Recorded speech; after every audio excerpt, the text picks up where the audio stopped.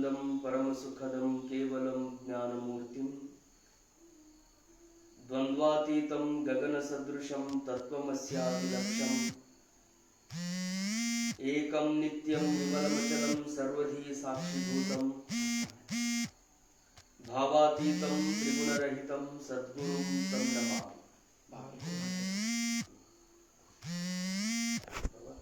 जल्दी ಕೊಡ್ರೆ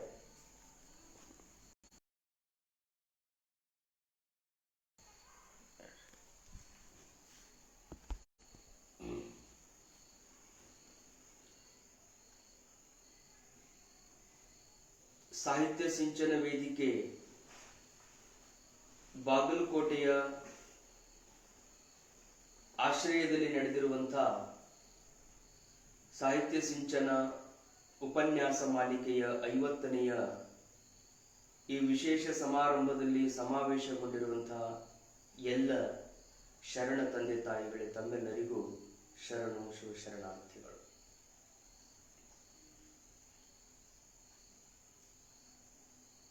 ಶ್ರೀಮತಿ ದಾನಶೆಟ್ಟಿಯವರ ಕಲ್ಪನೆಯಲ್ಲಿ ಮೂಡಿ ಬಂದಿರುವಂತಹ ಸಾಹಿತ್ಯ ಸಿಂಚನದ ಉಪನ್ಯಾಸಗಳು ಆರಂಭವಾಗಿ ಸುಮಾರು 1 ವರ್ಷಗಳು ಗತಿಸ್ತಾ ಬಂದು ಈ ಒಂದು ಸಾಹಿತ್ಯ ಸಿಂಚನ ಉಪನ್ಯಾಸವನ್ನು ಆರಂಭಗೊಳಿಸಿದಂತ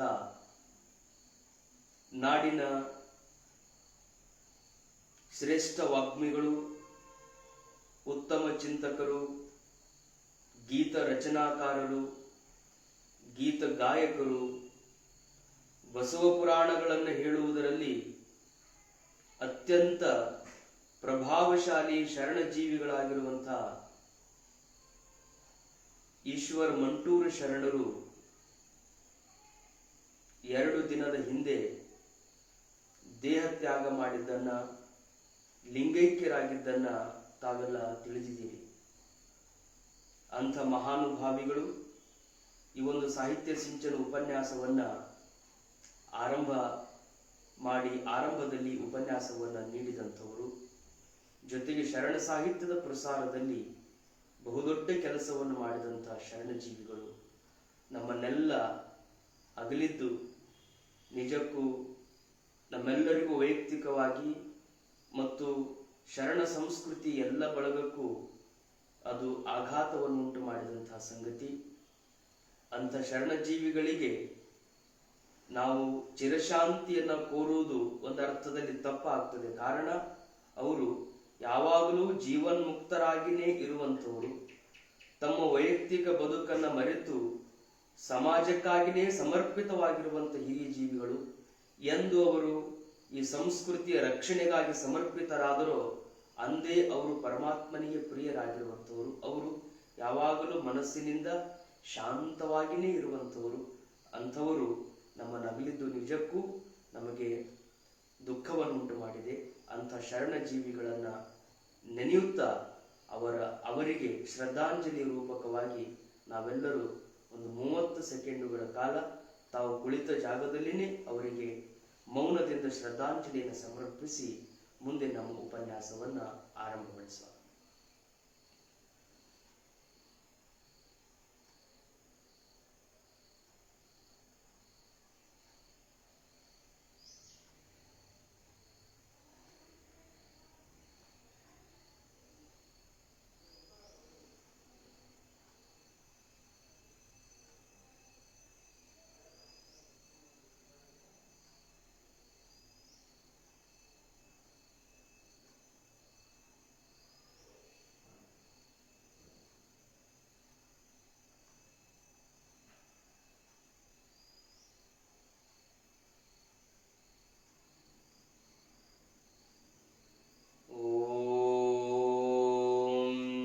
ಶಾಂತಿ ಶಾಂತಿ ಶಾಂತಿ.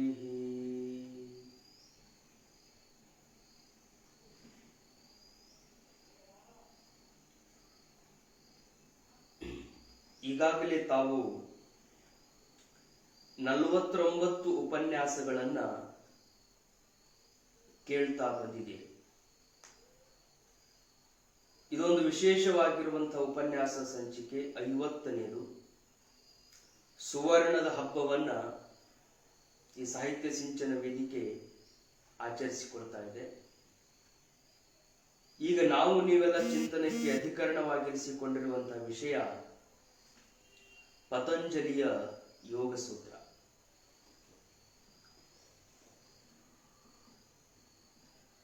ಯೋಗ ಮತ್ತು ಸೂತ್ರ ಎರಡು ಶಬ್ದಗಳದ.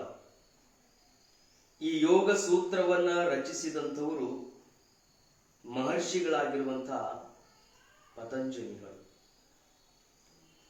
ಈಗ ಯೋಗ ಅಂದ ತಕ್ಷಣನೇ ಪತಂಜಲಿಗಳ ಹೆಸರು ಎಲ್ಲರ ಸ್ಮರಣೆಗೆ ಬರುತ್ತದೆ. ಯೋಗವನ್ನ ಅಷ್ಟು ಅವರು ಶಿಸ್ತುಬದ್ಧವಾಗಿ ಸಾಧಕರಿಗೆ ಮುಟ್ಟಿಸಿದಂಥ ಮೊದಲಿಗರು. ಪತಂಜಲಿಗಳಿಗಿಂತಲೂ ಪೂರ್ವದಲ್ಲಿ ಯೋಗಾಭ್ಯಾಸ ಇತ್ತು, ಯೋಗದ ಪರಿಕ್ರಮ ಇತ್ತು, ಶಿವನಿಂದ ಇದು ಆರಂಭವಾಯಿತು ಅನ್ನುವಂಥ ಕಥೆಗಳನ್ನು ನಾವು ಕೇಳ್ತೀವಿ. ಅದರ ಇತಿಹಾಸಕ್ಕೆ ನಾವು ಹೋಗುವುದಕ್ಕಿಂತಲೂ ಪತಂಜಲಿಗಳು ಅಂಥ ಯೋಗದ ಒಂದು ಪರಂಪರೆಯನ್ನ ಶಾಸ್ತ್ರೀಯವಾಗಿ ಅಭ್ಯಾಸ ಮಾಡುವಂತ ಸಾಧಕರಿಗೆ ತಮ್ಮ ಯೋಗ ಸೂತ್ರದ ಮೂಲಕ ನೀಡಿದವರಲ್ಲಿ ಮೊದಲಿಗರಾಗಿದ್ದಾರೆ. ಯೋಗ ಅಂದ್ರೆ ಯುಜ್ ಅನ್ನುವಂತ ಸಂಸ್ಕೃತದ ಧಾತುವಿನಿಂದ ಉತ್ಪನ್ನಗೊಂಡಿರುವಂತಹ ಶಬ್ದ. ಯೋಗ ಅಂದ್ರೆ ಕೂಡು ಅಂತ ಅರ್ಥ, ಕೂಡೋದು.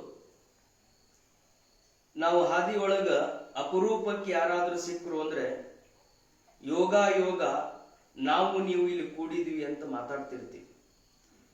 ಬಹಳ ದಿನಗಳ ನಂತರ ಸಿಕ್ಕಂತ ಗೆಳೆಯರಿಗೆ ಅವರಿಗೆ ಯೋಗ ಯೋಗ ನಾವು ನೀವು ಕೂಡಿದ್ವಿ ಅಂತ ಹೇಳಿ. ಯೋಗ ಅನ್ನುವಂತ ಶಬ್ದನೇ ಕೂಡು ಅನ್ನುವಂತ ಅರ್ಥವನ್ನ ಕೊಡ್ತದೆ. ಎರಡು ಪದಾರ್ಥಗಳು ಬೇರೆ ಆಗಿರುವಂತ ಎರಡು ವಸ್ತುಗಳು ಒಂದು ಕಡೆಗೆ ಕೂಡೋದು ಯೋಗವಾಗಿ ಪರಿವರ್ತನೆಯಾಗುತ್ತದೆ. ಅನುಭಾವಿಕ ಸಾಹಿತ್ಯದಲ್ಲಿ ಯೋಗ ಅನ್ನುವಂಥದ್ದು ಜೀವ ಬ್ರಹ್ಮರ ಏಕತ್ವಕ್ಕೆ ಯೋಗ ಅಂತ, ಅಂಗಲಿಂಗಗಳ ಸಾಮರಸ್ಯಕ್ಕೆ ಯೋಗ ಅಂತ, ಎರಡಿರುವಂತಹದ್ದು ಒಂದಾಗುವಿಕೆಗೆ ಯೋಗ ಅಂತ ಹೇಳ್ತಾರೆ. ಇಲ್ಲಿ ಎರಡು ಯಾವುವು ಅಂದ್ರೆ ಒಂದು ಜೀವಾತ್ಮ, ಇನ್ನೊಂದು ಪರಮಾತ್ಮ. ಇಲ್ಲಿರುವಂತ ನರ, ಇದೆಲ್ಲದಕ್ಕೂ ಕಾರಣನಾಗಿರುವಂತ ಹರ. ಈ ನರ ಮತ್ತು ಹರ, ಜೀವ ಮತ್ತು ದೇವ, ಅವರಿಬ್ಬರ ಒಂದಾಗುವಿಕೆಯನ್ನ ಯೋಗ ಅಂತ ನಾವು ಅಧ್ಯಾತ್ಮ ಭಾಷೆಯಲ್ಲಿ ಹೇಳ್ತೀವಿ. ಅಂಥ ಯೋಗ ಅದು ಸುಲಭವಾಗಬೇಕಾಗಿತ್ತು ಅಂದ್ರೆ ಅದಕ್ಕೊಂದು ಕ್ರಮ ಬೇಕು. ಆ ಕ್ರಮವನ್ನ ಅರಿತು ನಾವು ನಡೆದಾಗ ಅಂಥ ಯೋಗವನ್ನ ಸಾಧಿಸುವುದಕ್ಕೆ ಸಾಧ್ಯವಾಗುತ್ತದೆ. ಆ ಕ್ರಮವನ್ನ ಸೂತ್ರ ರೂಪದಲ್ಲಿ ಹೇಳಿಕೊಟ್ಟಿರುವಂತವರು ಪತಂಜಲಿಗಳು. ಸೂತ್ರ ಅಂದ್ರೆ ಬಹು ಬೃಹತ್ ಆಗಿರುವಂತಹದನ್ನ ಸಣ್ಣ ಸಣ್ಣ ಶಬ್ದಗಳಲ್ಲಿ ಹೊಂದಾಣಿಕೆ ಮಾಡಿ ಹೇಳುವಂತಹದ್ದಕ್ಕೆ ಸೂತ್ರ ಅಂತಾರೆ. ಸೂತ್ರ ಅಂದ್ರೆ ಬಹಳ ಹೇಳಬೇಕಾಗಿರ್ತದೆ.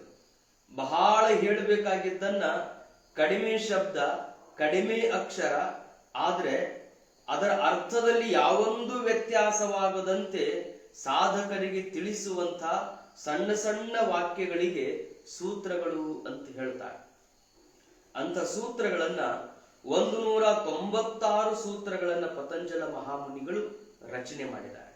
ಅದರಲ್ಲಿ ಯೋಗ ಸೂತ್ರದಲ್ಲಿಯ ಮೊದಲನೆಯ ಸೂತ್ರ ಅಥ ಯೋಗಾನುಶಾಸನ. ಅಥ ಯೋಗಾನುಶಾಸನ, ಯೋಗ ಅನುಶಾಸನ. ಅಥ ಅನ್ನುವಂತ ಶಬ್ದ ನೌನ್. ಅಥ ಅನ್ನುವಂತ ಶಬ್ದ ಯಾವುದೇ ಗ್ರಂಥ ಆರಂಭದಲ್ಲಿ ಋಷಿ ಮುನಿಗಳು ಬಳಸುವಂತ ಮಂಗಲಕರವಾಗಿರುವಂತ ಶಬ್ದ. ಓಂಕಾರ ಅಥ ಶಬ್ದಶ್ಚ ದ್ವಾವೇತೌ ಬ್ರಹ್ಮಣ ಪುರ ಕಂಠಂ ಭಿತ್ವಾ ವಿನಿರ್ಯಾತೌ ಮಾಂಗಲಿಕೌ ಉಭೌ. ಈ ಎರಡೂ ಶಬ್ದಗಳು, ಒಂದು ಓಂಕಾರ ಮತ್ತೊಂದು ಅಥ. ಯಾವುದೇ ಗ್ರಂಥ ಆರಂಭ ಆಗಬೇಕಾಗಿತ್ತು ಅಂದ್ರೆ ಈ ಎರಡು ಶಬ್ದಗಳಿಂದ ಆರಂಭ ಆಗ್ತದೆ. ಅಲ್ಲಿ ಓಂಕಾರಾದ್ರೆ ಇರಬೇಕು, ಇಲ್ಲವೇ ಅಥ ಅನ್ನುವಂಥ ಶಬ್ದ ಆದ್ರೂ ಇರಬೇಕು,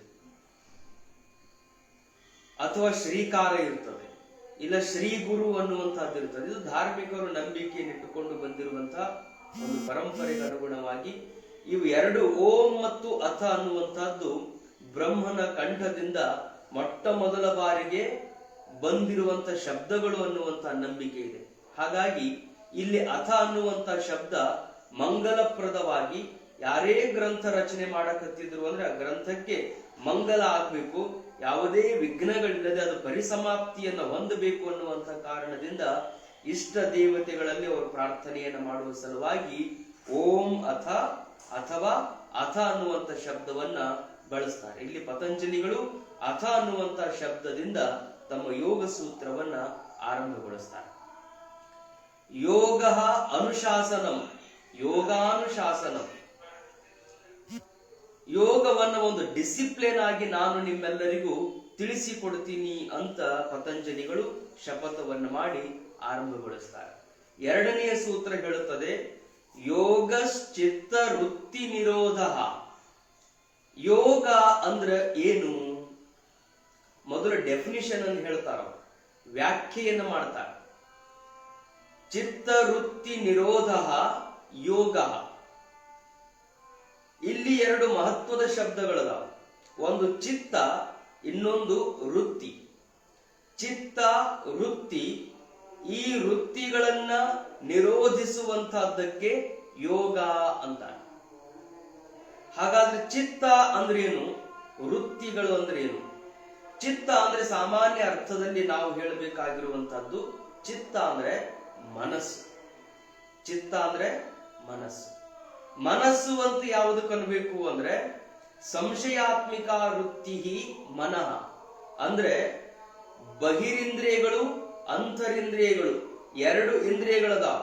ಕಣ್ಣು, ಕಿವಿ, ಮೂಗು, ನಾಲಿಗೆ, ಚರ್ಮ ಇವು ಜ್ಞಾನೇಂದ್ರಿಯಗಳು. ವಾಕ್, ಪಾಣಿ, ಪಾದ, ಗುದ, ಉಪಸ್ಥ ಇವು ಏನದವ? ಕರ್ಮೇಂದ್ರಿಯಗಳು. 5 ಜ್ಞಾನೇಂದ್ರಿಯಗಳು, 5 ಕರ್ಮೇಂದ್ರಿಯಗಳು, ಇವು ದಶೇಂದ್ರಿಯಗಳು ಹೊರಗದವ. ಇನ್ನು ಅಂತರಿಂದ್ರಿಯಗಳು ಅಂತ, ಅಂತರಿಂದ್ರಿಯಗಳು ಅಂದ್ರೆ ಮನ, ಬುದ್ಧಿ, ಚಿತ್ತ, ಅಹಂಕಾರಗಳು. ಆ ಅಂತರಿಂದ್ರಿಯಗಳ ಒಂದು ಭಾಗವಾಗಿರುವಂತ ಮನಸ್ಸು, ಆ ಮನಸ್ಸಿಗೆ ಏನಂತಾರಂದ್ರೆ ಚಿತ್ತ ಅಂತ ಹೇಳ್ತಾರೆ. ಆ ಮನಸ್ಸು ಹೆಂಗಿರ್ತದಂದ್ರೆ ಸಂಶಯಾತ್ಮಿಕ ವೃತ್ತಿ, ಸಂಕಲ್ಪ ವಿಕಲ್ಪಗಳನ್ನ ಮಾಡುವಂತಹದ್ದು, ಬೇಕು ಬೇಡಗಳನ್ನ ತನ್ನಲ್ಲಿ ಅದು ತುಲನೆ ಮಾಡುವಂತಹದ್ದು. ನಿರ್ಧಾರಕ್ಕೆ ಬಂತು ಅಂದ್ರೆ ಬುದ್ಧಿ, ಅದು ಹಂಗೋ ಹಿಂಗೋ ಅಂತ ತಿಳಿತಿತ್ತು ಅಂದ್ರೆ ಅದಕ್ಕೆ ಮನಸ್ಸು ಅಂತ ಹೇಳ್ತಾರೆ. ಅಂತ ಮನಸ್ಸಿಗೆ ಪತಂಜಲರು ಇಲ್ಲಿ ಆರಂಭದಲ್ಲಿ ಚಿತ್ತ ಅನ್ನುವಂಥ ಶಬ್ದವನ್ನು ಪ್ರಯೋಗ ಮಾಡಿದ್ದಾರೆ. ಅಂತೂ ಚಿತ್ತ ಅಂದ್ರೆ ಮನಸ್ಸು. ಆ ಮನಸ್ಸು ಅದರೊಳಗ ವೃತ್ತಿಗಳು. ವೃತ್ತಿ ಅಂದ್ರೆ ಮನಸ್ಸಿನಲ್ಲಿ ಏಳುವಂತ ವಿಚಾರಗಳು. ಚಿತ್ತ ಅಂದ್ರೆ ಮನಸ್ಸು, ವೃತ್ತಿ ಅಂದ್ರೆ ಆ ಮನಸ್ಸಿನಲ್ಲಿ ಹುಟ್ಟುವಂತ ವಿಚಾರಗಳು. ವೃತ್ತಿಗಳು ಎಷ್ಟದವ? ವೃತ್ತಿಗಳು ಲೆಕ್ಕಕ್ಕಿಲ್ಲ. ಸರೋವರಾವರ್ತ ವಿವೃತ್ತಯ. ಒಂದು ಸಮುದ್ರದ ತೀರದಲ್ಲಿ ನಾವು ಹೋಗಿ ಕುಳಿತುಕೊಂಡಾಗ ಎಷ್ಟು ತೆರೆಗಳು ಬರ್ತಾವು ಸಮುದ್ರದಿಂದ ಅಂತ ನಾವು ವಿಚಾರ ಮಾಡ್ಕೊಂತ ಹೊರಟ್ರೆ ಲೆಕ್ಕಕ್ಕಿಲ್ಲದಷ್ಟು ತೆರೆಗಳು ಸಮುದ್ರದಿಂದ ಹುಟ್ಟುತ್ತಾವ. ಒಂದು ತೆರೆ ಎದ್ದಿತ್ತು ಅಂದ್ರೆ ಬೃಹತ್ ಪ್ರಮಾಣದಲ್ಲಿ ಏಳಬಹುದು, ಸಣ್ಣ ಪ್ರಮಾಣದಲ್ಲಿ ಏಳಬಹುದು. ಅಂತೂ ಎದ್ದಂತ ತೆರೆ ಅದು ಬಂದು ದಡ ಮುಟ್ಟು ಅನ್ನೋದ್ರೊಳಗಾಗಿನೇ ಅದರಿಂದ ಮತ್ತೊಂದು ತೆರೆ ತಾನು ತಯಾರಾಗಿನೇ ಇರುತ್ತದೆ. ತೆರೆ ಬರ್ತದೆ, ಸಮುದ್ರದ ದಂಡಿಯನ್ನು ಮುಟ್ತದೆ, ಮತ್ತೊಂದು ತೆರೆ ಹುಟ್ಟುತ್ತದೆ, ಮತ್ತೆ ದಂಡಿಯನ್ನು ಮುಟ್ತದೆ. ಹೀಗೆ ನಿರಂತರವಾಗಿ ಸರೋವರ ಮತ್ತು ಸಮುದ್ರಗಳಲ್ಲಿ ತೆರೆಗಳು ಹೇಗೆ ಹುಟ್ಟುತ್ತವೆಯೋ ಹಾಗೆ ನಮ್ಮಲ್ಲಿ ವೃತ್ತಿಗಳು ಆ ರೀತಿ ಹುಟ್ಟುತ್ತಾವ. ಎಷ್ಟು ಹುಟ್ಟುತ್ತಾವಂದ್ರ, ಈಗ ನಾವು ಕೂತ್ಕೊಂಡಿವಂದ್ರ ಒಂದು ವಿಚಾರ ನಡೆದಿರ್ತದೆ. ಆ ವಿಚಾರದ ಜೊತೆಗೆ ಅದು ಪೂರ್ತಿ ಆಗೋದಕ್ಕಿಂತ ಮೊದಲನೇ ಮತ್ತೊಂದು ವಿಚಾರ ಹುಟ್ಟುತ್ತದೆ. ಹೀಗೆ ನಿತ್ಯದಲ್ಲಿ ಲಕ್ಷ ಲಕ್ಷ ವೃತ್ತಿಗಳು ನಮ್ಮಲ್ಲಿ ಹುಟ್ಟುತ್ತಾವ. ಅಂಬಿಗರ ಚೌಡಯ್ಯನವರು ಆ ವೃತ್ತಿಗಳ ವಿಚಾರವಾಗಿ ಅವರು ಹೇಳುತ್ತಾರೆ.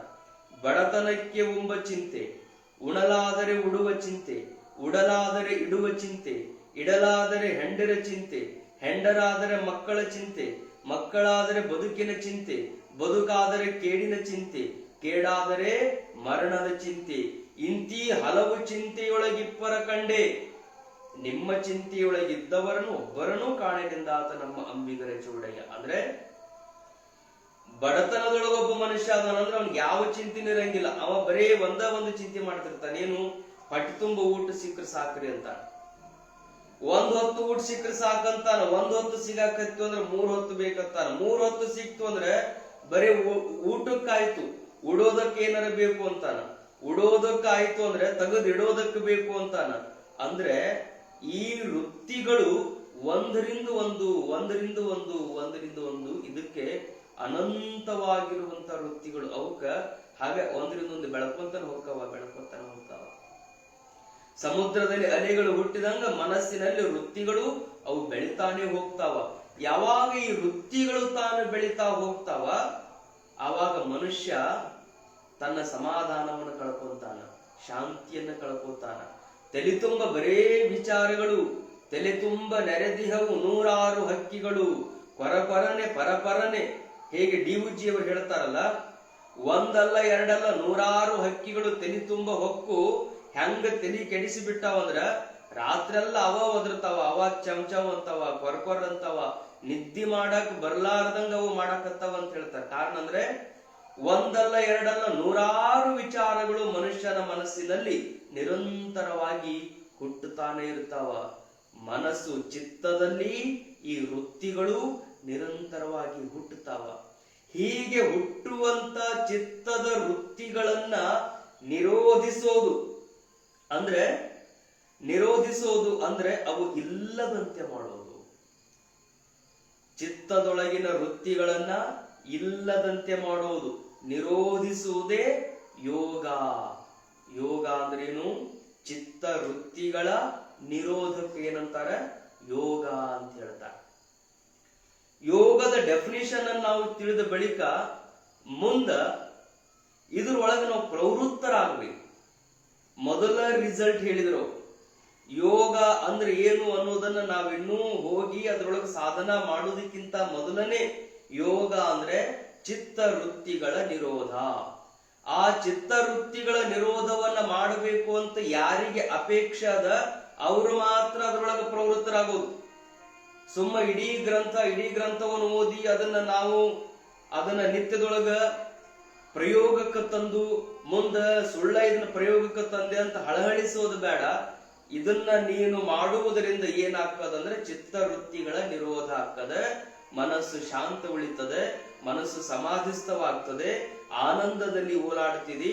ಹಿಂಗ ಆಗ್ಬೇಕು ಅಂತ ಮನಸ್ಸಿತ್ತು ಅಂದ್ರೆ ಮುಂದೆ ಈ ಕ್ರಮವನ್ನು ನೀನು ಅನುಸರಿಸುವಂತ ಪತಂಜಲಿಗಳು ಯೋಗದ ಮೊದಲ ಫಲಿತಾಂಶವನ್ನು ಹೇಳ್ಬಿಡ್ತಾರೆ. ಚಿತ್ತವೃತ್ತಿಯ ನಿರೋಧವನ್ನೇ ಅವರು ಯೋಗ ಅಂತ ಹೇಳ್ತಾರೆ. ಮತ್ತೆ ಇದು ಅನುಸರಿಸಿದ್ರೆ ಏನಾಗ್ತದ?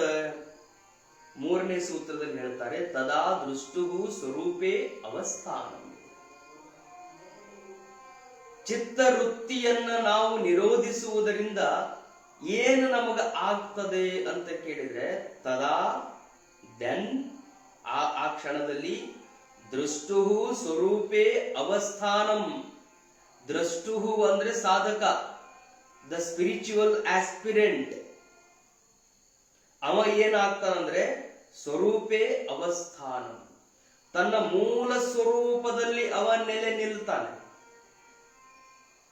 ಸಾಧಕನಾಗಿರುವಂತವನು ಚಿತ್ತವೃತ್ತಿಗಳ ನಿರೋಧವನ್ನ ಮಾಡಿದ ಅಂದ್ರೆ ತನ್ನ ಮೂಲ ಸ್ವರೂಪದಲ್ಲಿ ನೆಲೆ ನಿಲ್ತಾನೆ. ಹೀಗಂದ್ರೇನು? ನನ್ನ ಮೂಲ ಸ್ವರೂಪ ಏನು? ಸಾಧಕ ಅಂದ್ರೆ ಪ್ರತಿಯೊಬ್ಬ ಜೀವಾತ್ಮನು, ಪ್ರತಿಯೊಬ್ಬ ಜೀವಿಯ ಮೂಲ ಸ್ವರೂಪ ಏನು ಅಂದ್ರೆ ಸತ್ತು ಚಿತ್ತು ಆನಂದ ನಿತ್ಯ ಪೂರ್ಣ. ಅವನು ಸತ್ಯನಾಗಿದ್ದಾನೆ, ನಿತ್ಯನಾಗಿದ್ದಾನೆ, ಆನಂದ ಪೂರ್ಣನಾಗಿದ್ದಾನೆ. ಅವನಿಗೆ ಯಾವೊಂದು ದುಃಖಗಳೂ ಇಲ್ಲ. ಜೀವನಿಗೆ ವಿಚಾರ ಮಾಡಿ ನೋಡಲಾಗಿ ಯಾವೊಂದು ದುಃಖ ಆತನಿಗಿಲ್ಲ. ಆತ ಯಾವಾಗಲೂ ಆನಂದದಲ್ಲಿನೇ ಇರ್ತಾನೆ, ಪರಿಪೂರ್ಣನಿರುವ ಕಾರಣದಿಂದಾಗಿ ಯಾರಿಗಾದ್ರೂ ನಾವು ಮನ್ಯಾಗ ನೋಡ್ರಿ ನೀವು ಬಹಳ ದಡ್ಡದಿ ಅಂತ ಬೈದ್ವಿ ಅಂದ್ರೆ ಸಿಟ್ಟಿಗೆ ಬರ್ತಾರ. ಎಂತ ದಡ್ಡ ಅದಾನಂತ ನಮಗ್ ಅನಿಸಿ ಅವನಿಗೆ ದಡ್ಡ ಅಂತ ಬೇದ್ರು ಸಿಟ್ಟಿಗೆ ಬರ್ತಾನ. ಕಾರಣ ಏನು ಅಂದ್ರೆ ಪೂರ್ಣಾತ್ ಪೂರ್ಣ ಉದಚ್ಯತೆ. ಪ್ರತಿ ಜೀವಿಯು ಪರಿಪೂರ್ಣವಾದ ಪರಬ್ರಹ್ಮದಿಂದಲೇ ಉದಿಸಿ ಬಂದ ಕಾರಣದಿಂದಾಗಿ, ಪರಬ್ರಹ್ಮ ತಾನು ಪರಿಪೂರ್ಣನಾದ ಕಾರಣದಿಂದ ಆ ಪರಿಪೂರ್ಣದಿಂದ ಉದಿಸಿದಂತ ಜೀವನು ಪರಿಪೂರ್ಣನಾಗಿನೇ ಇರ್ತಾನ. ಅವ ಪರಿಪೂರ್ಣ ಅದಾನ. ಆದ್ರೆ ನಾವು ಅವನಿಗೆ ದಡ್ಡ ಅಂದ ತಕ್ಷಣ ಅವನಿಗೆ ಸಿಟ್ಟು ಬರ್ತದೆ, ಅಜ್ಞಾನಿ ಅಂದ ತಕ್ಷಣ ಸಿಟ್ಟು ಬರ್ತದೆ. ಕಾರಣ ಅವ ಪೂರ್ಣ ಇರುವ ಕಾರಣದಿಂದಾಗಿ ಯಾರಿಗಾರ ಅಜ್ಞಾನಿಗಳು ಅಂದ್ರೆ ಸಿಟ್ಟು ಬರ್ತದೆ. ಸ್ವರೂಪತಃ ನಾವೆಲ್ಲರೂ ಜ್ಞಾನಿಗಳು, ಸ್ವರೂಪತಃ ನಾವೆಲ್ಲರೂ ಪರಿಪೂರ್ಣರು. ಆದ್ರೆ ಅಜ್ಞಾನ ವಶದಿಂದ ನಾವು ಅಲ್ಪಜ್ಞರು, ಕಿಂಚಿಜ್ಞರು ಅನ್ನುವಂತ ಭಾವ ನಮ್ಮೆಲ್ಲರಿಗೆ ಬಂದಿರುವುದರಿಂದ ನಾವು ದುಃಖಕ್ಕೆ ಒಳಗಾಗಿದ್ದೀವಿ. ಆ ದುಃಖ ನಮಗ ಆಗಬಾರ್ದಾಗಿತ್ತು ಅಂದ್ರೆ ನಾವು ಸ್ವರೂಪದಲ್ಲಿ ಇರಬೇಕು. ಸ್ವರೂಪ ಅಂದ್ರೆ ಆನಂದಪೂರ್ಣರಾಗಿರಬೇಕು, ಸತ್ಯವಾಗಿರಬೇಕು, ನಿತ್ಯರಾಗಿರಬೇಕು. ಪರಿಪೂರ್ಣತ್ವವನ್ನ ನಿರಂತರವಾಗಿ ನಾವು ಅನುಭವಿಸಬೇಕು. ಅದು ನಮ್ಮ ನಿಜವಾದ ಸ್ವರೂಪ. ಆ ಸ್ವರೂಪದಲ್ಲಿ ನಾವಿದ್ದಾಗ ಅವರಿಗೆ ಜೀವನ್ಮುಕ್ತರು ಅಂತಾರೆ, ಅವರಿಗೆ ಶರಣರು ಅಂತಾರೆ, ಅವರಿಗೆ ಯೋಗಿಗಳು ಅಂತಾರೆ. ಕಾರಣ ಪರಮಾತ್ಮ ಭಗವದ್ಗೀತೆಯಲ್ಲಿ ಹೇಳ್ತಾನೆ, ದುಃಖೇಶು ಅನುದ್ವಿಗ್ನ ಮನಾಹ ಸುಖೇಶು ವಿಗತ ಸ್ಪೃಹ ವೀತರಾಗ ಭಯ ಕ್ರೋಧ ಸ್ಥಿತಧೀರ್ ಮುನಿರುಚ್ಯತೆ. ದುಃಖ ಬರ್ಲಿ ಸುಖ ಬರ್ಲಿ ಅವರು ಉದ್ವೇಗಕ್ಕೆ ಒಳಗಾಗಂಗಿಲ್ಲ.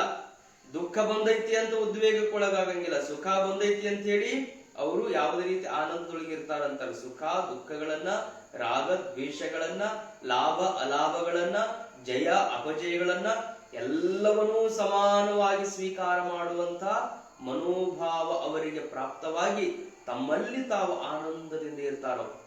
ತನ್ನನ್ನು ತಾನು ತಿಳಿದು ತನ್ನಲ್ಲಿ ತಾನು ಆರೋಗ್ಯವಾಗಿ ಆರಾಮದಿಂದ ಇರುವಂತಹದ್ದನ್ನೇ ಚಿತ್ತವೃತ್ತಿ ನಿರೋಧದ ಫಲಿತಾಂಶವಾಗಿದೆ. ಆವಾಗ ಸಾಧಕ ಚಿತ್ತವೃತ್ತಿಗಳ ನಿರೋಧ ಮಾಡುವುದರಿಂದ ತನ್ನಲ್ಲಿ ತಾನು ಸ್ವರೂಪದಲ್ಲಿ ನೆಲೆ ನಿಲ್ತಾನೆ ಅಂತ ಪತಂಜಲ ಮುನಿಗಳು ಹೇಳ್ತಾರೆ. ಮತ್ತೆ ಸ್ವರೂಪದಲ್ಲಿ ನಾನು ನೆಲೆ ನಿಲ್ಲಿಲ್ಲ ಅಂದ್ರೆ ಏನಾಗ್ತದ? ವೃತ್ತಿಗಳನ್ನ ನಾನು ನಿಯಂತ್ರಣ ಮಾಡಲಿಲ್ಲ ಅಂದ್ರೆ ಏನಾಗ್ತದ? ಅವಾಗ 4ನೇ ಸೂತ್ರದಲ್ಲಿ ಹೇಳ್ತಾರೆ, ವೃತ್ತಿ ಸಾರೂಪ್ಯ ಮಿತರತ್ರ. ಆ ವೃತ್ತಿಗಳೆಲ್ಲ ನಮ್ಮನ್ನ ಏನ್ ಮಾಡಿಬಿಡ್ತಾವು ಅಂದ್ರೆ ಮನಸ್ಸಿನೊಳಗ ಹುಟ್ಟುವಂತ ಎಲ್ಲ ವಿಚಾರಗಳು ನಮ್ಮನ್ನ ಎಲ್ಲಿ ಬೇಕಲ್ಲಿ ಕರ್ಕೊಂಡು ಹೋಗ್ಬಿಡ್ತಾವ. ವಿಚಾರಗಳು ಒಂದು ಕಡೆಗೆ ನಮ್ಮನ್ನ ಕೂಡಿಸಿಕೊಡಂಗಿಲ್ಲ, ಒಂದು ಚಿಂತನ ಮಾಡಿಸಿಕೊಡಂಗಿಲ್ಲ, ಒಂದು ಕಡೆಗೆ ಇರುಗೊಡೋದಿಲ್ಲ. ಅವು ಹೆಂಗ್ ಬೇಕ್ ಹಂಗ ನಮ್ಮನ್ನು ಕರ್ಕೊಂಡು ಹೋಗ್ಬಿಡ್ತಾವ. ಎಲ್ಲಿ ಬೇಕಲ್ಲಿ ಕರ್ಕೊಂಡು ಹೋಗ್ತಾವ, ಹೆಂಗ್ ಬೇಕ್ ಹಂಗ ವರ್ತನ ಮಾಡೋದಕ್ಕೆ ಹಚ್ತಾವ. ಅದಕ್ಕೆ ಬಸವಣ್ಣವ್ರು ಏನ್ ಬಿಡ್ತಾರಂದ್ರೆ, ಅತ್ತಲಿತ್ತ ಹೋಗದಂತೆ ಹೆಳವನ ಮಾಡಯ್ಯ ತಂದೆ, ಸುತ್ತಿ ಸುಳಿದು ನೋಡದಂತೆ ಅಂಧಕನ ಮಾಡಯ್ಯ ತಂದೆ, ಮತ್ತೊಂದು ಕೇಳದಂತೆ ಕಿವುಡನ ಮಾಡಯ್ಯ ತಂದೆ, ಅನ್ಯ ವಿಷಯ ಕೆಳಿಸದಂತೆ ಇರಿಸೋ ಕೂಡಲ ಸಂಗಮ ದೇವ. ಈ ವೃತ್ತಿಗಳೇನದಾವ ವಿಷಯಗಳ ಕಡೆಗೆ ನಮ್ಮನ್ನು ಕರ್ಕೊಂಡು ಹೋಗ್ತಾವ. ಕಣ್ಣು ಏನು ನೋಡಬೇಕು ಅಂತಿತ್ತು ಅದನ್ನ ನೋಡೋದನ್ನ ಬಿಡಿಸ್ತದೆ, ಇನ್ನೇನೇನೋ ನೋಡಬೇಕು ಅನ್ನಿಸ್ತದೆ. ಏನು ಕೇಳಬೇಕು ಅಂತ ಕಿವಿ ಇತ್ತೋ ಅದು ಕೇಳೋದನ್ನ ಬಿಡಿಸ್ತದೆ, ಇನ್ನೇನೇನೋ ಕೇಳಬೇಕು ಅಂತ ಅನಿಸ್ತದೆ. ಅಂದ್ರೆ ಮಾಡಬೇಕಾದದ್ದನ್ನ ಬಿಟ್ಟು ಬೇರೆ ಕಡೆಗೆ ಅದು ಎಳ್ಕೊಂಡು ಹೋಗ್ತಾವ. ವೃತ್ತಿಗಳು ಇಷ್ಟು ಪ್ರಬಲಶಾಲಿಗಳಾಗಿರ್ತಾವಂದ್ರೆ, ಪ್ರಮಾತಿ ಬಲವದೃಢಂ ಚಂಚಲಂ ಹಿ ಮನ ಕೃಷ್ಣ. ಹೌದಪ್ಪ, ನಾವೆಲ್ಲ ಹೇಳ್ತೀವಿ ಇದು ಎಷ್ಟು ಕಷ್ಟದಾಯಕವಾಗ್ಯದ ಅಂತ ಕೇಳಿದ್ರ, ಮನಸ್ಸಿನ ಉಪಟಳ, ಮನಸ್ಸಿನೊಳಗೆ ಹುಟ್ಟುವಂತ ವೃತ್ತಿಗಳು ಎಷ್ಟು ಸದೃಢವಾಗ್ಯದವಂದ್ರ ನಾನು ಹಿಡಿದು ಕಟ್ಟಬೇಕು ಅಂತೀನಿ ಆಗೋದು. ವಾಯೋರಿವ ಸುದುಷ್ಕರಂ, ಗಾಳಿ ಹಿಡಿದು ಹೆಂಗ ಕಟ್ಟಕ್ ಆಗಂಗಿಲ್ಲ ಹಂಗ ಈ ಮನಸ್ಸನ್ನ, ಮನಸ್ಸಿನ ವೃತ್ತಿಗಳನ್ನ ಹಿಡಿದು ಕಟ್ಟುವುದು ಅಂದ್ರೆ ಅಷ್ಟು ಕಷ್ಟದಾಯಕ ಆಗ್ಯದಂತ ಅರ್ಜುನ ಹೇಳ್ತಾನೆ. ಅದನ್ನು ಶ್ರೀಮದ್ ನಿಜಗುಣ ಶಿವಯೋಗಿಗಳು ಹೇಳ್ತಾರೆ. ಇಷ್ಟು ಈ ಮನಸ್ಸು ಚಂಚಲದ ಅಲ್ಲ, ಧರೆಯ ನಜಿನದಂತೆ ಸುರುಳಲಹುದು, ಮೇರುಗಿರಿಯನು ಅಂಗುಲಿಯ ಕೊನೆಯೊಳು ಆಣಲಹುದು, ಸೈತಿರಿಸಲಾಗದು ನಿಮಿಷಾರ್ಧವೀ ಮನವ. ಪ್ರಯತ್ನ ಮಾಡಿಬಿಟ್ವಿ, ಏನಾರ ತಪಸ್ಸು ಮಾಡಿಬಿಟ್ವಿ ಅಂದ್ರೆ ಇಡೀ ಭೂಮಿನ ಚಾಪಿ ಸುತ್ತಿಟ್ಟಂಗ ಇಟ್ಟು ಬಿಡ್ರಿ ಅಂದ್ರ ಸಾಧ್ಯದ ಅಂತಾರ ಅವ್ರು. ಅದನ್ನ ಮಾಡೋದು ಬಹಳ ಸುಲಭ. ಭೂಮಿಯನ್ನ ಚಾಪಿ ಸುತ್ತಿಟ್ಟಂಗ ಇಟ್ಟು ಬಿಡ್ಬೋದು. ಇಡೀ ಗಿರಿಯನ್ನೇ ನಾವು ಬರೇ ಒಂದು ಕಿರುಬೆರಳಿನೊಳಗ ನಾವು ಹೊತ್ತು ನಿಲ್ಲಂದ್ರೆ ನಿಲ್ಬಹುದು. ಆಂಜನೇಯ ಹೆಂಗ ತನ್ನ ಕೈ ಒಳಗನ ಗುಡ್ಡ ಹೊತ್ಕೊಂಡು ಬಂದಲ್ಲ ಹಂಗ. ಅಗಸ್ತ್ಯ ಮಹಾಮುನಿಗಳು ಸಪ್ತ ಸಮುದ್ರಗಳನ್ನೇ ಹಂಗ ಆಪೋಷಣ ಮಾಡಿದ್ರಲ್ಲ, ಇಡೀ ನೀರು ಕುಡಿದ್ಬಿಟ್ರೆ ಸಮುದ್ರದ ನೀರು ಒಂದು ಚರಿಗೆಲ್ಲ 2 ಚರಿಗಲ್ಲ, ಸಮುದ್ರನೇ ಕುಡಿವಿ. ಅವೆಲ್ಲ ಸರಳದಾವ. ಆದ್ರೆ ಕಷ್ಟ ಯಾವುದು ಅಂತ ಕೇಳಿದ್ರೆ, ಸೈ ತಿರಿಸಬಾರದು ನಿಮಿಷಾರ್ಧ ಮನವ. ಈ ಮನಸ್ಸನ್ನು 1 ನಿಮಿಷ ಒಂದು ಕಡೆಗೆ ನಿಲ್ಲಿಸುವುದು ಅಂದ್ರೆ ಅಷ್ಟು ಕಷ್ಟ. ಗಾಳಿ ಹಿಡಿದು ಕಟ್ಟಿ ಹಾಕುವುದು ಎಷ್ಟು ಕಷ್ಟವೋ ಹಾಗೆ ಮನಸ್ಸನ್ನು ನಿಲ್ಲಿಸುವುದಷ್ಟು ಕಷ್ಟ ಅದ. ಮನಸ್ಸಿನ ವೃತ್ತಿಗಳನ್ನ ನಿಲ್ಲಿಸೋದು ಅಷ್ಟು ಕಷ್ಟದಾಯಕವಾಗಿರುವಂತಹ ಕೆಲಸ ಅದ. ಆ ವೃತ್ತಿಗಳ ನಮ್ಮನ್ನ ಏನ್ ಮಾಡಿಬಿಡ್ತಾವ ಅಂದ್ರ ಎಲ್ಲಿ ಬೇಕಲ್ಲಿ ಕರ್ಕೊಂಡು ಹೋಗ್ಬಿಡ್ತಾವ, ಹೆಂಗ್ ಬೇಕಂಗೆ ಎಳೆದಾಡಿ ಬಿಡ್ತಾವ. ಹೇಗೆ ಬಿದ್ದಿರುವಂತ ಮೊಲವನ್ನ ನಾಯಿಗಳೆಲ್ಲ ಹೆಂಗ್ ಬೇಕಂಗ ಎಳೆದಾಡಿ ಹರಿದು ತಿಂದು ಬಿಡ್ತಾವಲ್ಲ, ಹಂಗ ಈ ಜೀವಾತ್ಮ ಅನ್ನುವಂತ ಮೊಲವನ್ನ ಅದಕ್ಕೆ ಹೇಳ್ತಾರವು. ಈ ಜೀವಾತ್ಮ ಅನ್ನುವಂತ ಮೊಲ ತಾನು ಮುಂದೆ ಓಡಿ ಹೊಂಟದಂತೆ, ಅದನ್ನ ಈ 9 ನಾಯಿಗಳು ಬೆನ್ನ ಹತ್ಯಾವಂತ. 9 ನಾಯಿಗಳು ಬೆನ್ನ ಹತ್ಯಾವಂತ ಅಂದ್ರೆ ಹೊರಗಿರುವಂತ ಪಂಚ ಜ್ಞಾನೇಂದ್ರಿಯಗಳು ಅನ್ನುವಂತ 5 ನಾಯಿಗಳು, ಒಳಗ ತುಂಬಿಕೊಂಡಿರುವಂತ ಅಂತಃಕರಣ ಅನ್ನುವಂತ 4 ನಾಯಿಗಳು. ನಾ ಮುಂದ ತಾ ಮುಂದ ಅಂತೇಳಿ ಮುಂದೆ ಓಡಿ ಹೋಗಿ ಶಿವನ್ನ ಸೇರ್ಬೇಕು ಅನ್ನುವಂತ ಜೀವಾತ್ಮನನ್ನ ಈ 9 ನಾಯಿಗಳು ಬೆನ್ನ ಹತ್ತಿ ಹಿಡಿದು ಅದನ್ನ ಹರಿದು ತಿನ್ನಬೇಕು ಅಂತ. ಅಂದ್ರೆ ಈ ವೃತ್ತಿಗಳು ಮನಸ್ಸಿನೊಳಗ ಹುಟ್ಟುವಂತ ಈ ವೃತ್ತಿಗಳು ನಮ್ಮನ್ನು ಕರ್ಕೊಂಡು ಹೋಗ್ಬಿಡ್ತಾವ. ವೃತ್ತಿ ಸಾರೋಪ್ಯಂ ಇತರತ್ರ, ಇವೆಲ್ಲ ಕಡೆಗೆ ನಮ್ಮನ್ನ ಎಳ್ಕೊಂಡು ಹೋಗ್ಬಿಡ್ತಾವ. ಎಲ್ಲ ಕಡೆಗೂ ನಮ್ಮನ್ನ ಎಳ್ಕೊಂಡು ಹೋಗ್ಬಿಡ್ತಾವ, ಅನಾಹುತಕ್ಕೆ ಹಾದಿಯನ್ನು ಮಾಡಿಕೊಡ್ತಾವ. ಆ ವೃತ್ತಿಗಳು ನಮ್ಮ ಹತ್ರಕ್ಕನೇ ನಿಲ್ಲಿಸುವುದನೇ ಯೋಗ. ಆ ವೃತ್ತಿಗಳು ಕಡಿಮೆ ಆಗ್ಬೇಕು. ಅದಕ್ಕೆ ಅವ್ರೇನಂತಾರ, ಕಂಗಳಲ್ಲಿ ನೀನು ತುಂಬಬೇಕು, ಕರ್ಣದಲ್ಲಿ ನಿಮ್ಮ ಕೀರುತಿ ತುಂಬಿ, ನಯನದಲ್ಲಿ ನಿಮ್ಮ ಮೂರುತಿ ತುಂಬಿ, ಮನದಲ್ಲಿ ನಿಮ್ಮ ನೆನಪು ತುಂಬಿ. ಮನಸ್ಸಿನೊಳಗೆ ಯಾವಾಗಲೂ ಪರಮಾತ್ಮನನ್ನ ತುಂಬಿಕೊಂಡು ಬಿಡಬೇಕು ಅಂತ ಬಸವಣ್ಣನವರು ಹೇಳ್ತಾರೆ. ಅದನ್ನ ಕಟ್ಟಿ ಹಾಕಬೇಕು.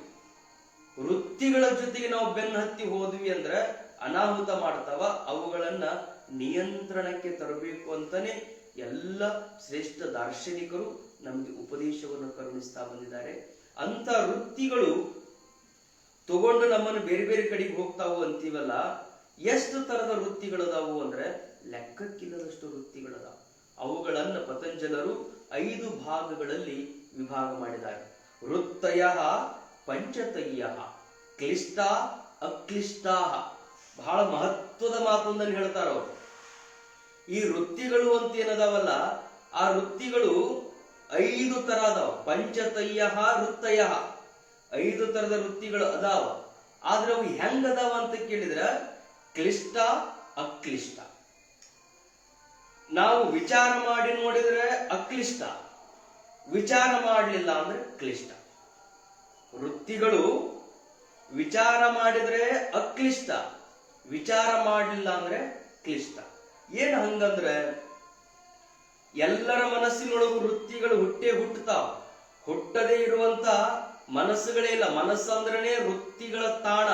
ಅಲ್ಲಿ ಅವು ತಾನಿಂದ ತಾನೇ ಹುಟ್ಟತಾನೆ ಇರ್ತಾವ. ಹುಟ್ಟುವಂತ ವೃತ್ತಿಗಳು ಕೆಲವು ಕಠಿಣ ಅದಾವ, ಕ್ಲಿಷ್ಟ ಅಂದ್ರೆ ಕಠಿಣ ಅದಾವ, ಕೆಲವು ಕಠಿಣ ಇಲ್ಲ ಅಂತಾರ. ಯಾವುದೇ ವೃತ್ತಿಗಳು ನಮ್ಮೊಳಗ ಹುಟ್ಟಿದ್ರು ಅವುಗಳನ್ನ ಸನ್ಮಾರ್ಗಕ್ಕೆ ನಾವು ತಗೊಂಡು ಹೋದ್ವಿ ಅಂದ್ರೆ ಆ ಮನಸ್ಸಿನೊಳಗ ಹುಟ್ಟುವಂತ ವೃತ್ತಿಗಳು ಅವು ಅಕಠಿಣ ಆಗಿಬಿಡ್ತಾವ, ಕ್ಲಿಷ್ಟ ಆಗಂಗಿಲ್ಲ, ಅಕ್ಲಿಷ್ಟವಾಗಿ ನಮಗೆ ಉಳಿತಾವ.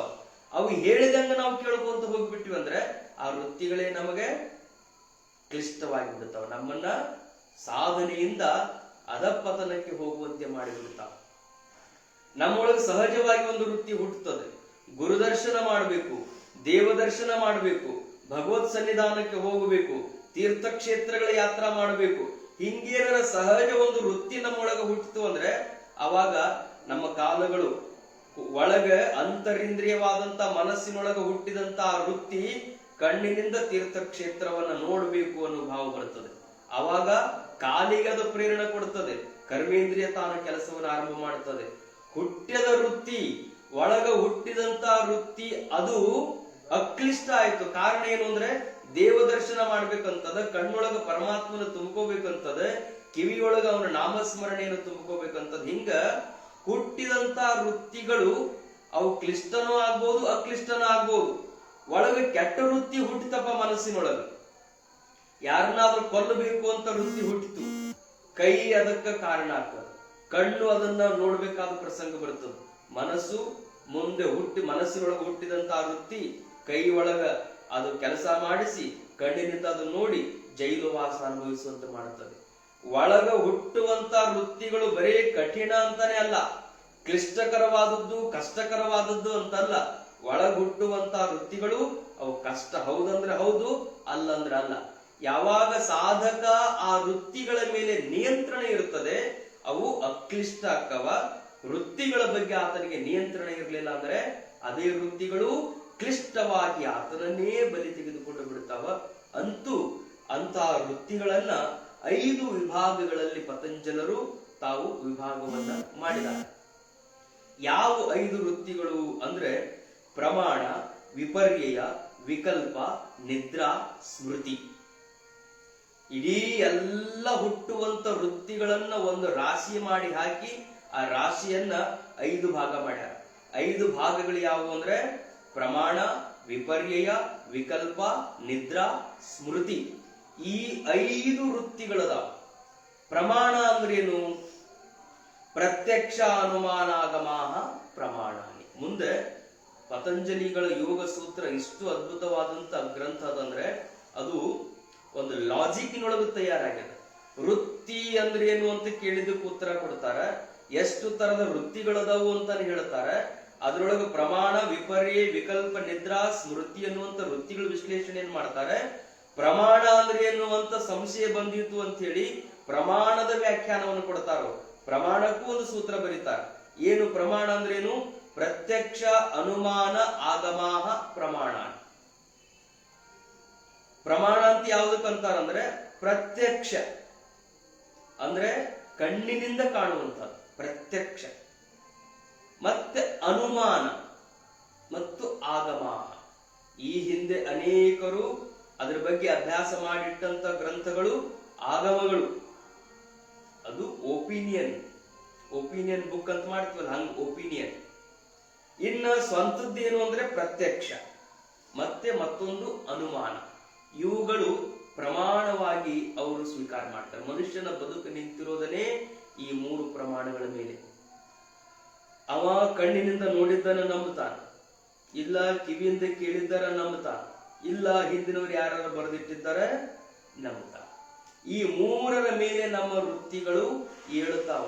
ವೃತ್ತಿಗಳು ಪ್ರಬಲವಾಗಿ ಏಳುವಂತಹದ್ದು ಈ ಪ್ರಮಾಣಗಳಿಂದ. ವೃತ್ತಿಗಳು ತಾನು ಉಗಮ ಆಗ್ತದೆ. ಏನೋ ನೋಡಿದ್ದನ್ನ ಅಥವಾ ಏನೋ ಕೇಳಿದ್ದನ್ನ, ಸುಮ್ಮನೆ ಕಣ್ಣು ಮುಚ್ಚಿ ಮಕ್ಕೊಂಡನಂದ್ರ ಇನ್ನೇನೋ ಅನುಮಾನಿಸಿದ್ದನ್ನ, ಏನೇನೋ ಮಾಡಿ ವೃತ್ತಿಗಳನ್ನ ತನ್ನೊಳಗ ತಾನು ಏಳುವಂತೆ ಮನುಷ್ಯ ಮಾಡಿಕೊಳ್ತಾನ. ಅದಕ್ಕೆ ಪ್ರಮಾಣ.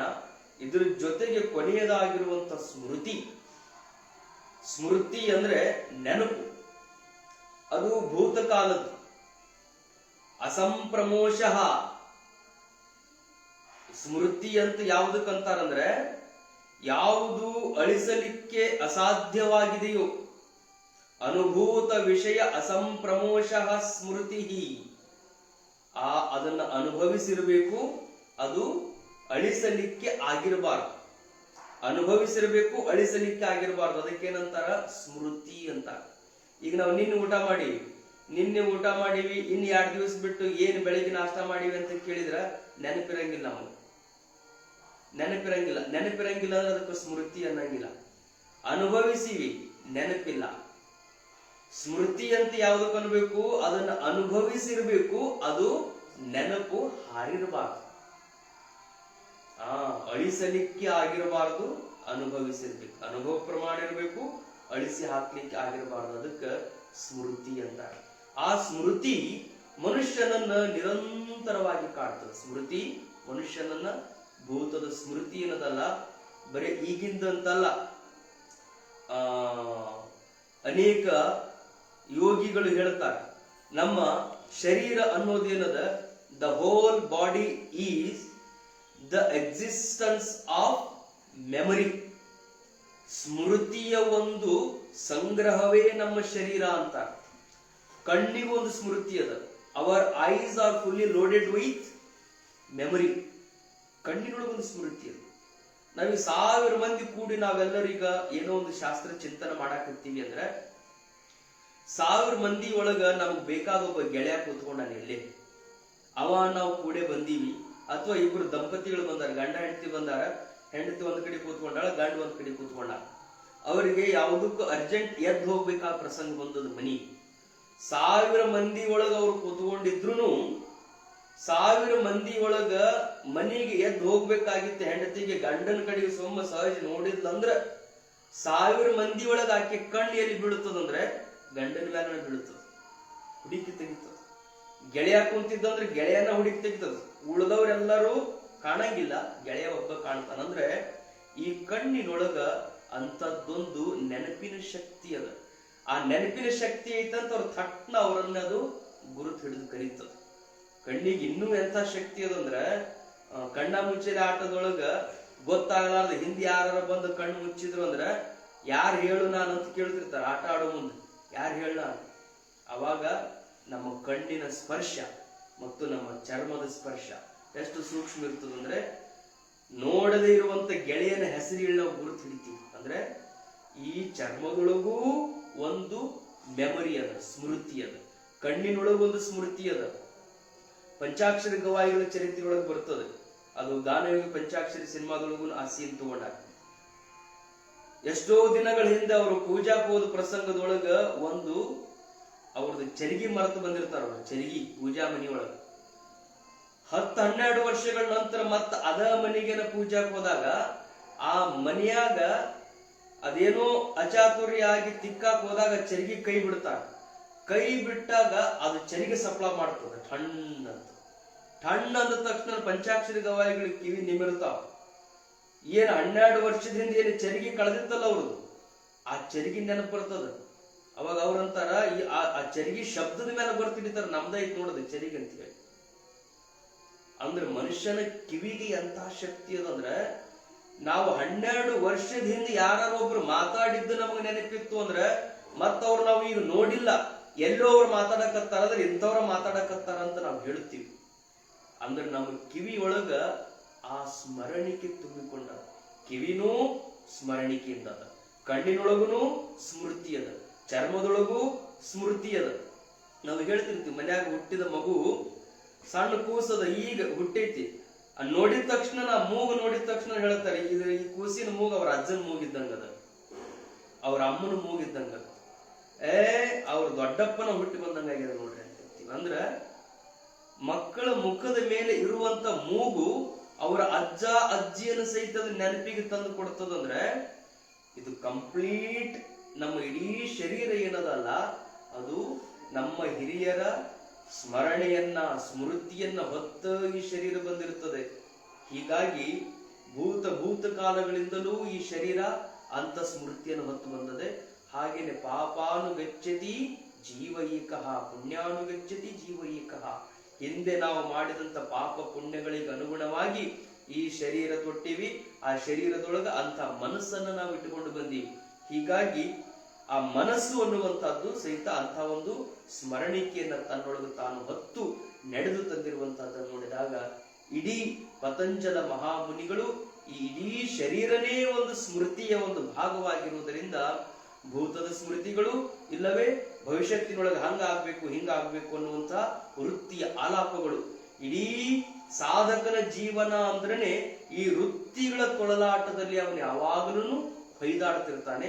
ಹೀಗೆ ಹೊಯ್ದಾಡುವಂತ ಸಾಧಕ ಆ ವೃತ್ತಿಗಳನ್ನ ಬೆನ್ನು ಹತ್ತಿ ಹೋಗಿ ಅವನು ಸಾಯುವುದಕ್ಕಿಂತಲೂ ಆ ವೃತ್ತಿಗಳನ್ನ ನಿಯಂತ್ರಣಕ್ಕೆ ತಂದುಕೊಂಡು ಭೂತದ ವೃತ್ತಿಗಳಿರ್ಲಿ, ವರ್ತಮಾನದ ವೃತ್ತಿಗಳಿರ್ಲಿ, ಭವಿಷ್ಯದ ವೃತ್ತಿಗಳಿರ್ಲಿ, ಅಂದ್ರೆ ಮನಸ್ಸಿನೊಳಗ ಸುಮ್ಮನೆ ಕೆಲಸಕ್ಕೆ ಬಾರದೇ ಇರುವಂತ ಸಾವಿರ ವಿಚಾರಗಳನ್ನ ಹಾಕಿಕೊಳ್ಳುವುದಕ್ಕಿಂತಲೂ ಇರುವ ಒಂದೇ ವಿಚಾರವನ್ನ ನಾವು ಪ್ರಬಲವಾಗಿ ಹಿಡಿದಿಟ್ಟುಕೊಂಡು ಅದೇ ಸಾಧನಾ ಮಾರ್ಗದಲ್ಲಿ ಮುನ್ನಡೆಯುವಂತಹದ್ದನ್ನೇ ಪತಂಜಲಿಗಳ ಈ ಯೋಗ ಸೂತ್ರದ ಒಂದು ಮುಂದುವರಿದ ಭಾಗವಾಗಿ ತಾನು ನಿಲ್ತದೆ.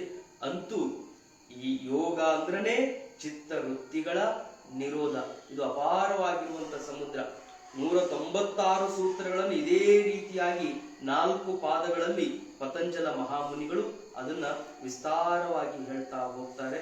ಸುಮ್ಮನೆ ಒಂದು ಸ್ಯಾಂಪಲ್ ಅನ್ನುವ ಹಾಗೆ 7 ಸೂತ್ರಗಳನ್ನು ನಾವು ಇಲ್ಲಿ ಗಮನಿಸಿದ್ದೀವಿ. ಮತ್ತೆ ಅವಕಾಶ ಸಿಕ್ಕಾಗ ಆ ಸೂತ್ರಗಳನ್ನು ಕುರಿತು ನಾವು ನೀವೆಲ್ಲರೂ ಚಿಂತನೆ ಮಾಡೋಣ ಹಾಗೆ ಅಂತ ಹೇಳಿ ಇದೊಂದು ಅಪರೂಪದ ಕಾರ್ಯಕ್ರಮ. ಸಾಹಿತ್ಯ ಸಿಂಚನ ವೇದಿಕೆಯವರು 50 ಉಪನ್ಯಾಸಗಳನ್ನ ಈ ಕೊರೋನಾದ ಕಾಲದಲ್ಲಿ ನಮ್ಮ ಶ್ರೀಮತಿ ದಾನಶೆಟ್ಟಿ ಅವರು, ನಮ್ಮ RG ಅಳ್ಳಿಗಿ ಗುರುಗಳು ಅವರೆಲ್ಲರ ಒಂದು ಪರಿಕಲ್ಪನೆಯೊಳಗ ಇಂಥದ್ದೊಂದು ಚಿಂತನ ಮೂಡಿ ಬಂದಿದ್ದು ಬಹಳ ಅಪರೂಪ. ಜೊತೆಗೆ ಎಲ್ಲರಿಗೂ ಮನೆಯಲ್ಲಿನೇ ಕುಳಿತವ್ರು ಎಷ್ಟು ಕಾಳಜಿ ಅಂದ್ರೆ, ಶನಿವಾರ ಯಾಕೆ ಇಟ್ಟಿರಿ ಅಂತ ನಾನು ಕೇಳಿದೆ. ಅವರಂದ್ರು ಶನಿವಾರ ಎಲ್ಲರೂ ನೌಕರಿ ಮಾಡಿ ಮನೆಗೆ ಬಂದಿರ್ತಾರೆ, ಸಾಯಂಕಾಲ ಮುಖಮಾರ್ಜನೆ ಮಾಡ್ಕೊಂಡು ಭಸ್ಮ ಹಚ್ಕೊಂಡು ಶರಣ ಜೀವಿಗಳು ಶನಿವಾರ ಅಷ್ಟು ನೋಡ್ತಾರ, ಐತವಾರ ದಿವಸ ಮತ್ತ ಅವರಿಗೆ ಅವರದೇ ಆದ ಕೆಲಸಗಳನ್ನು ಮಾಡೋದಕ್ಕೆ ಅವಕಾಶ ಆಗ್ತದೆ. ಜನರಿಗೆ ತ್ರಾಸವಾಗಿರಬಾರ್ದು, ಎಲ್ಲರಿಗೂ ಚಿಂತನ ಮುಟ್ಟಿರ್ಬೇಕು.